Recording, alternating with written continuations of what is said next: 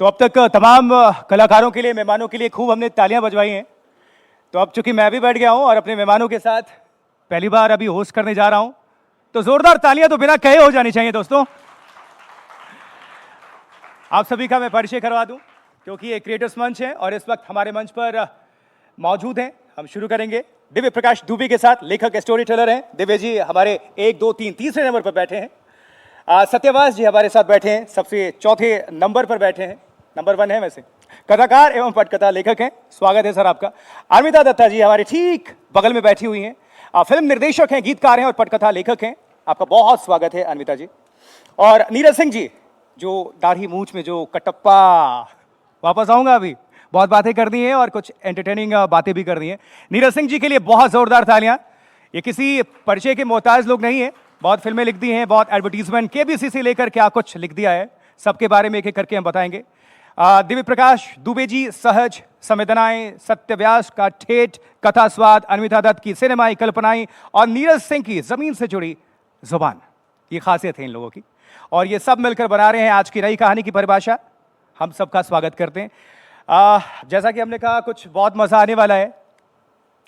धीरे धीरे पर्दे खोलते हैं, थोड़ी कड़वाई के साथ, थोड़ी सच्चाई के साथ और फिर थोड़ी अंगड़ाई के साथ, क्योंकि फिल्मी बातें फिल्मी अंदाज में ही होनी चाहिए। पहला सवाल सीधा हम पूछ लेते हैं। अनमिता जी, चूंकि आप बगल में बैठी हैं तो सबसे हम पहले आप ही से शुरुआत कर लेते हैं। Ladies first ma'am.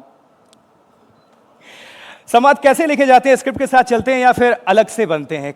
आप क्या सोचते हैं? संवाद कैसे लिखे जाते हैं? कहानी के साथ चलते हैं, डायलॉग या किरदार, क्या सबसे पहले ध्यान में आता है? एक्चुअली ये काफ़ी एक अननेचुरल सा है कि हमारे देश में संवाद कोई और लिखता है, स्क्रीन प्ले कोई और लिखता है। ये हमने इनहेरिट किया क्योंकि जब फिल्म इंडस्ट्री शुरू हुई थी तो बहुत राइटर, फिल्म इंडस्ट्री बंगाल में थी और बहुत जो राइटर्स थे हमारे पास आए वो बंगाली थे, वो इंग्लिश में लिखते थे और हमें उर्दू, हिंदुस्तानी या हिंदी में डायलॉग्स चाहिए होते थे। तो एक ये करियर अपॉर्चुनिटी हम सब के लिए खुल गई कि हम सिर्फ डायलॉग लिखेंगे, पर पहले कहानी आती है, फिर स्क्रीन प्ले आता है, फिर डायलॉग आता है। पर जब हम खुद से स्क्रीन प्ले लिखते हैं, like when I write screenplays for myself, मेरा डायलॉग स्क्रीन प्ले के साथ आता है क्योंकि मेरे जो कैरेक्टर्स हैं उनकी एक लैंग्वेज है, वो बात कर रहे होते हैं, that's part of the story, तो नेचुरली वो साथ साथ लिखा जाता है।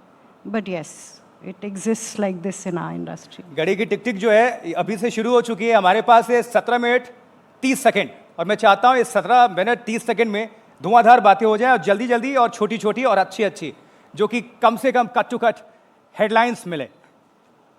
अच्छा, पहले लिखा जाता था दिव्य जी, देखा एक ख्वाब तो ये सिलसिले हुए।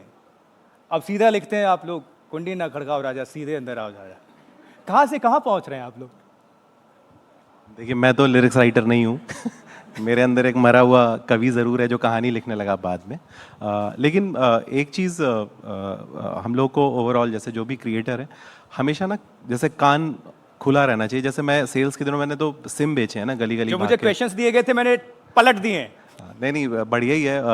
अनप्रिपेयर्ड ही, मैं तो हाई स्कूल का एग्ज़ाम भी जैसे गया था वैसे ही हर जगह जाता हूँ, अनप्रिपेयर्ड तो जैसे मैं जब सेल्स के दिनों में था तो हम लोग अपने बॉस को बहुत, हर कोई, किसी का भी बॉस बुरा ही होता है और हर कोई आदमी को गाली देता है। तो हमेशा हम लोग चाय की दुकान में जब खड़े होते थे तो बोलते थे, ये नहीं बोलते थे बहुत ये खराब आदमी है, हम बोलते थे यार बॉस ने आज ना दिमाग का दही कर दिया, शाम को दारू पी के दिमाग की बैटरी रिचार्ज करनी पड़ेगी, है ना। तो अब ये दिमाग की बैटरी रिचार्ज करना ना, ये हम कमरे में बैठ के नहीं जान सकते थे। उसके लिए बोलते ही बहुत लोग मुस्कुरा पड़े। ये तो स्टेट भी करेक्ट है मेरे ख्याल में, यहाँ सस्ता ही थोड़ी तालियां होती रहे यार, थोड़ा सुनते रहो, थोड़ा एंजॉय करो। तो मुझे लगता है वो हर समय की एक सच्चाई होती है। उस समय की सच्चाई अलग थी और इस समय की जैसे भी वो कैप्चर किया, और कई बार फिल्म में कई बार वो सीन की डिमांड क्या है उस पर, तो उस बेसिस पे बनता है मामला। लेकिन जैसे उस समय की अगर सच्चाई वो थी तो अभी कुंडी मत खड़काओ अभी आज की सच्चाई होगी। क्योंकि अब जैसे पहले हमारे टाइम में तो 6-6 महीना लग जाता था छत पे एक दूसरे को देख के, फिर हम जैसे मेरा तो बड़ा लिमिटेड अनुभव है चिट्ठी लिखने की, आखिरी जनरेशन हूँ शायद मैं। तो हमारे यहाँ एक मेरे को कोई एक थी महिला, वो चिट्ठी लिखा करती थी जब मैं इंजीनियरिंग की तैयारी कर रहा था। तो वो चिट्ठी आती थी तो मम्मी ने चिट्ठी जब खोली और डाकिया गलती से मम्मी को दे गया जब चिट्ठी, तो उस पूरी चिट्ठी में एक ही चीज़ वो समझ पाई जिसमें लिखा था डियरेस्ट दिव्या। उनको डियर का मतलब पता था बस। और वो जब मैं सो के उठा, कोचिंग से आया था थका था, तो वो रो रही थी मेरे सर पे बैठ के जैसे कोई मर वर गया है। तो मैंने कहा क्या बात हो गई, क्या? कहते बेटा अब तुम्हें को बहुत कुछ करना है, ये सब अभी से तुम डियर करने लगे हो तो ये कैसे चलेगा? तो लेकिन अब वो आज की डेट में डियर तो लोग बातचीत में ऐसे बोल देते हैं, डियर बोलना कोई बड़ी बात नहीं है, डियरेस्ट तो बहुत ही बड़ी बात हो गई थी। इनकी एक बहुत बेहतरीन किताब है जो बहुत चर्चा में रही है और नाम भी बहुत गजब का है, यार पापा, बिल्कुल रियल। और ये बहुत हिट है, सुपर डुपर हिट। और दिव्या जी के बारे में बता दूं, आप लोगों ने मूवी देखी होगी PS1, PS2, उसके ये राइटर हैं जिसमें ऐश्वर्या राय बच्चन है। और एक और इनकी धमाकेदार फिल्म अभी 100 करोड़ को क्रॉस कर चुकी है, आई थिंक, साउथ की फिल्म है कुबेर। साउथ में ही आप क्यों, क्या सुपर हिट फिल्म की गारंटी? देखिए मैं बहुत उसका हेडलाइन के हिसाब से बता देता हूँ आपको फटाफट। जैसे मैं हिंदी फिल्म में थोड़ा बहुत जो लिमिटेड मेरा अनुभव रहा है अभी, और मैं उसके लिए सही, अन्विता जी बैठे हैं यहाँ पे, उनका इतना अनुभव रहा है कि मैं सही व्यक्ति नहीं हूँ बोलने के लिए, और नीरज हैं, सत्य हैं। लेकिन मैंने एक बहुत बेसिक फर्क साउथ में और नॉर्थ की, या जो मुंबई फिल्म इंडस्ट्री है उसमें मैंने देखा अपने केस में, हो सकता है बाकी लोगों के साथ सच हो, कि जैसे मैंने मणिरत्नम सर के साथ जब काम किया और वर्सेस अभी शेखर कमुला सर के साथ धनुष और रश्मिका मैम, नागार्जुन सर हैं उस फिल्म में, दोनों ही केस में मेरा कॉन्ट्रैक्ट बाद में साइन हुआ, मुझे साइनिंग अमाउंट पहले आ गया। क्या बात है ना? और जैसे जब मैं जाता था मद्रास टॉकीज, जब जिस दौरान मैं 2-2.5 साल चेन्नई आता जाता रहा, तो जो ऑफिस बॉय भी था उसको पता था ये राइटर है ना, तो मेरे को सर बोलता था वो, है ना? तो वो एक बेसिक फ़र्क है। आप मुंबई के प्रोडक्शन हाउस में, और मैं तो चैनल में भी रहा, तो मैं चैनल में मैंने as a content editor writers और प्रोड्यूसर को बैठ के सुन के मैं तो सेलेक्ट रिजेक्ट करता था, वर्सेस हमारे, और वहाँ पे एक बहुत बेसिक कल्चरल फ़र्क है ना? जैसे मैं आपको बता दूं, कुबेर जो फिल्म अभी 20 तारीख को रिलीज़ हुई है और अभी बहुत अच्छा कर रही है तेलुगु में, तो उसमें धनुष जो है, धनुष का जो कैरेक्टर है, देवा नाम है उसका, और वो भिखारी है। आप ये बताइए हिंदी फिल्म में किसी एक्टर को, कौन सा ऐसा एक्टर इसके पास आप स्क्रिप्ट लेके जाएं और बोलें कि आप इसमें भिखारी हो और कोई एक्सेप्ट कर लेगा? बहुत डिफिकल्ट है ना, भिखारी है वो। ठीक है। तो अब ये इसलिए वो लोग बोलते हैं ना रूटेड कहानी, तो वो लोग शायद इसलिए बेहतर कर पा रहे हैं हम लोग से थोड़ा सा। आप नीरज सिंह जी, हिट संवादों की रचना शैली जो होती है वो कैसे तय होती है? जैसे मोगैम्बो खुश हुआ या तुमसे ना हो पाएगा, ऐसा टाइप, क्या सोचते हैं आप लोग, कैसे लिखते हैं? और एक और साथ आपसे मैं सवाल पूछ दूंगा, नील बटे सन्नाटा आप में से बहुत सारे लोगों ने देखा होगा, उसके राइटर हैं नीरज सिंह जी, जोरदार तालियां। पहचान कहाँ से मिली नीरज जी? पहली बात तो डायलॉग लिखने का कोई फॉर्मूला नहीं है। अच्छा। फार्मूला जो है वो साइंस में होता है। साइंस में 2+2 4 ही होता है। 2 हाइड्रोजन मिलके एक ऑक्सीजन के साथ पानी ही बनता है। पर आर्ट में 2+2 5 भी हो सकता है। और इसीलिए ये जो डायलॉग्स हैं, इसमें ये जो अंदाज़े बयां है वो बहुत अच्छा है। और डायलॉग्स मुझे लगता है ज़्यादातर जो है वो अंदाज़े बयां की ही बात होती है। जैसे आप बहुत सारे लोगों ने गालिब को सुना होगा, जो उनका एक शेर है कि यूँ तो हैं दुनिया में सुखनबर और भी बहुत अच्छे, पर कहते हैं गालिब का अंदाज़े बयां है और। तो वो जो और है, वही वो जो एक्स फैक्टर है ना, वही किसी एक डायलॉग को इतना मशहूर बनाता है। ये तो जावेद साहब का डायलॉग है, मोगैम्बो खुश हुआ। जावेद साहब से ध्यान है, अभी जावेद साहब आने वाले हैं थोड़ी देर बाद। तो वो एक्स फैक्टर वहाँ पे है उसमें। और वो डायलॉग्स इतने सरल हैं कि आपके ज़बान पे चढ़ जाते हैं, और इतने वर्सेटाइल हैं कि किसी भी सिचुएशन में फिट हो जाते हैं। तो जो एक्सेप्टेबिलिटी है डायलॉग्स की, वो इसलिए भी ज़्यादा है कि वो आपके रियल लाइफ में कितने अच्छे से फिट बैठते हैं। मुगल आज़म के डायलॉग्स कोई नहीं मारता है, वो गैंग्स ऑफ वासेपुर हो गई या फिर इस तरह की जो फिल्में हैं, उनके डायलॉग ज़्यादा मशहूर होते हैं। वैसे क्या आपको किसी ने बोला है कि जावेद साहब से थोड़ी थोड़ी आवाज़ आपकी मिलती भी है? मैं इसमें कुछ ऐड करना चाहूँगी। एक्चुअली देखा जाए तो एक लाइन है जो सबको पता है, मेरे पास माँ है। हाँ, करेक्ट। या कितने आदमी थे, it's a very straight forward line. मेरे पास माँ है, मतलब तुम्हारे पास क्या है? मेरे पास माँ है यार, मतलब it's as simple as that. या वो डाकू से पूछता है अच्छा कितने आदमी थे, इट्स अ वेरी, और इट इज़ कि कौन सा कैरेक्टर, डायलॉग इज़ कि कैरेक्टर सोचता, महसूस क्या करता है, द एंटायर सार ऑफ द कैरेक्टर, वो सब डायलॉग में होता है। बिल्कुल। तो आप जिस कॉन्टेक्स्ट में जो कैरेक्टर कुछ बोलता है, उसको मीनिंग और वजन और significance, and then it last for ever and ever. I think it's that. Satyavas ji, OTT की बात करना बहुत ज़रूरी है। ओटीटी ने कैसे बदल दिया बॉलीवुड को, साउथ की फिल्मों को, दर्शकों को, स्क्रिप्ट राइटर्स को, प्रोड्यूसर डायरेक्टर्स को कितना प्रभाव छोड़ा ओटीटी ने? क्योंकि हम ये सेशन संवाद पे कर रहे हैं तो ओटीटी के संवाद को लेके ये बात मैं कहना चाहूँगा कि किस तरह से बदलाव आया और क्या हुआ। आप देखें जब फिल्में बना करती थी तो कुछ फॉर्मूला डायलॉग्स हुआ करते थे। जैसे अगर हम दरबारी ले रहे हैं तो वहाँ पे एक डायलॉग आएगा जिसे कमाल साहब ने लिखा पहली दफ़ा, बा अदब बा मुलाहिज़ा होशियार। ठीक है, किसी भी दरबार में ये बातें नहीं कही जाती थी, इस तरह से नहीं कही जाती थी, लेकिन क्योंकि उन्हें लोगों को समझाना था कि क्या हो रहा है, बा अदब विद ड्यू रिस्पेक्ट, बा मुलाहिज़ा विद ड्यू अटेंशन, कोई बहुत इंपॉर्टेंट आदमी आने वाला है। ठीक है, लोगों को समझ में आ गई बात क्या है। सिमिलरली आप आएँ उस फिल्मों से मैं ओटीटी पे आता हूँ। जब पहली दफ़ा अख्तरुल इमान साहब को लिखना हो ये बात कि मैं तुम्हारे बच्चे की माँ बनने वाली हूँ, ठीक है, तो जब वो पहली दफ़ा ये बात लिख रहे हैं तो वो इस तरह से लिख रहे हैं जहाँ एक लड़की अपने बॉयफ्रेंड को ये बात बता रही है कि मैं प्रेग्नेंट हूँ और तुम भी जिम्मेदार हो। ठीक है ना, तो वो इस तरह से बोलते हैं। सिमिलरली इसी बात को अगर हम घर पे लेके आते हैं और घर पे अगर सास को अपने पति को बताना है तो वो ये नहीं कहेगी डायलॉग में कि बहू तुम्हारे बच्चे की माँ बनने वाली है। ठीक है ना, वो ये कहेगी बहू के पाँव भारी हैं। इस तरह से हमारे डायलॉग्स होते आए जो कि फॉर्मेटेड डायलॉग्स थे, जो कि फॉर्मूला डायलॉग्स थे, चलते आए बहुत आगे, बहुत समय तक चलते आए। लेकिन जो आपने बताया ओटीटी जब आई चीज़ें, ओटीटी का मतलब ओटीटी की शुरुआत जो ले लें आप, और ओटीटी का हमारे भीतर जो वो रहा वो इसी बात से रहा कि हमने डायलॉग्स वो किए जो हम बोलते हैं। बिल्कुल, मैं उसी पॉइंट पे आ रहा हूं।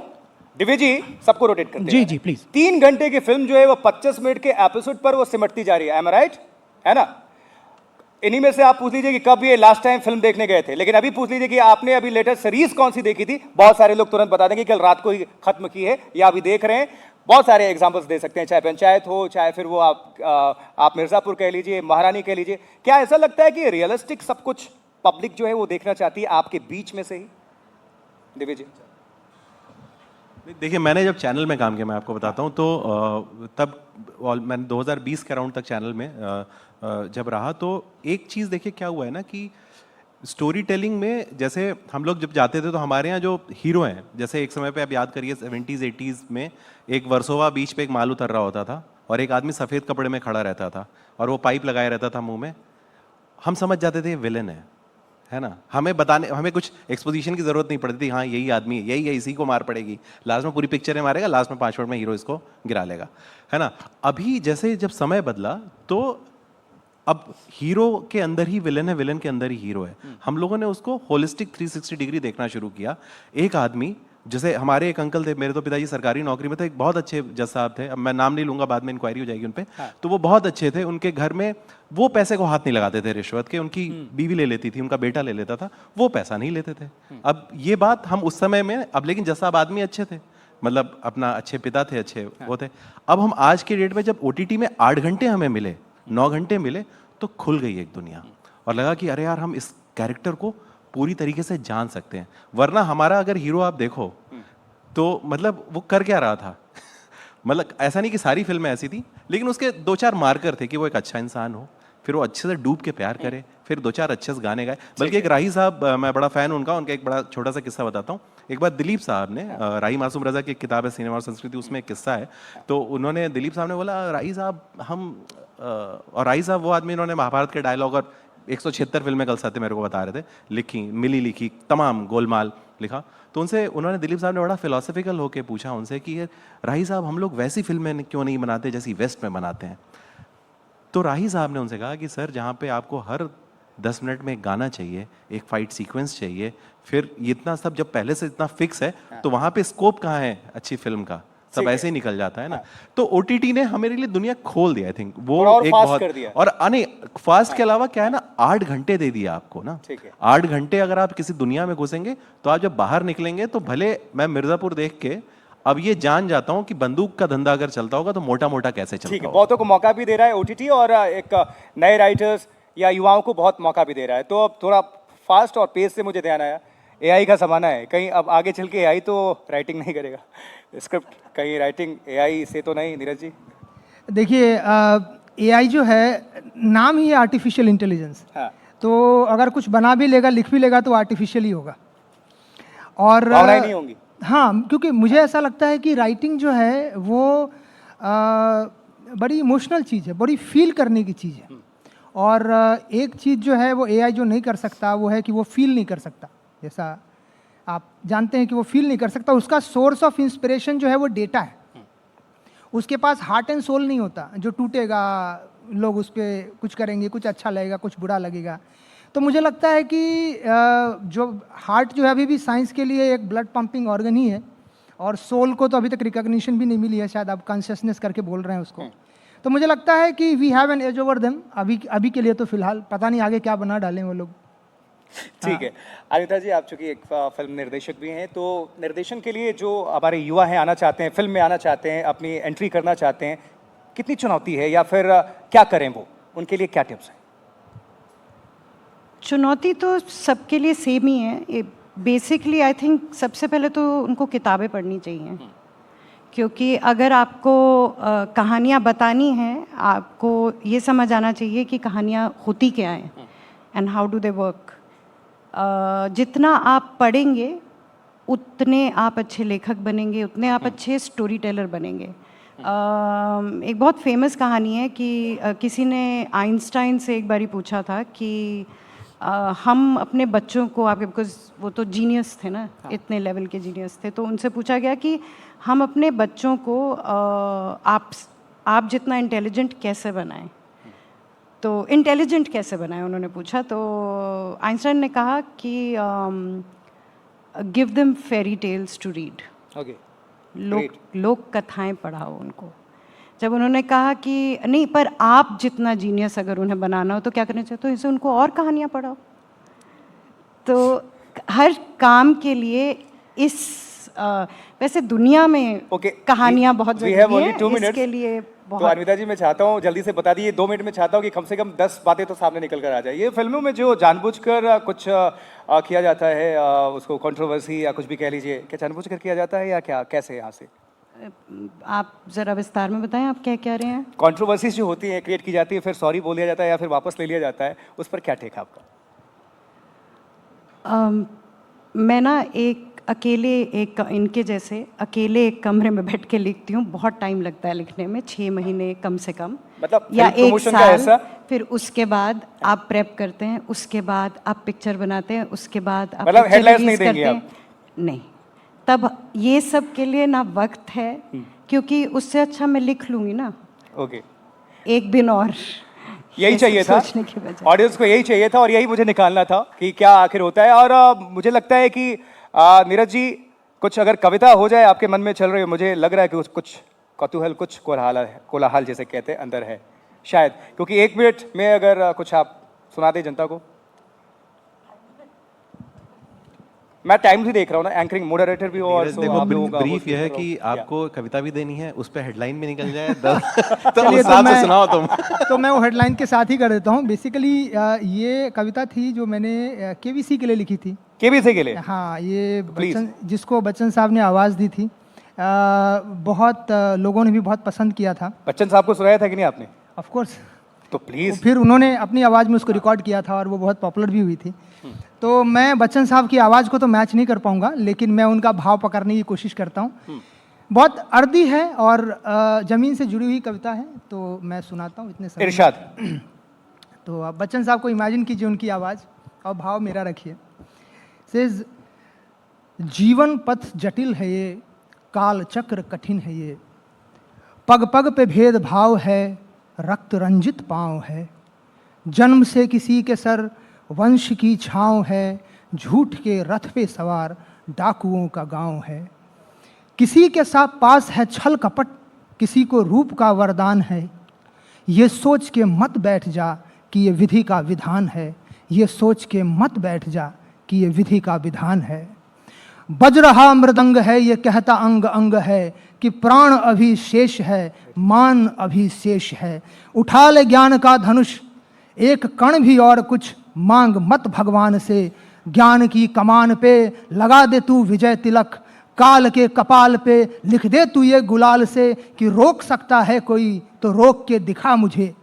हक छीनता आया है जो, अब छीन के बता मुझे, अब छीन के बता मुझे। क्या बात है, जोरदार तालियां। ज्ञान के मंच पे सब एक समान है। विधि का विधान पलट दे वो ब्रह्मास्त्र ज्ञान है। तो आज से ये ठान ले, ये बात गांठ बांध ले कि कर्म के कुरुक्षेत्र में न रूप काम आता है, न झूठ काम आता है, न जाति काम आती है, न बाप का नाम काम आता है। सिर्फ ज्ञान ही आपको आपका हक दिलाता है। क्या बात है, इसमें मैसेज भी है। दमदार तालियां, जोरदार तालियां नहीं, दमदार तालियां। दिव्य प्रकाश दुबे जी, बहुत बहुत शुक्रिया इस मंच का हिस्सा बनने के लिए। सर सत्यव्यास जी, आपका बहुत बहुत धन्यवाद। अन्विता दत्ता जी, आपका बहुत बहुत शुक्रिया। Ma'am ji, I am correcting myself, Anvita Dutt ji, बहुत बहुत शुक्रिया। नीरज सिंह जी, आपका बहुत बहुत धन्यवाद। आप सभी का बहुत बहुत शुक्रिया।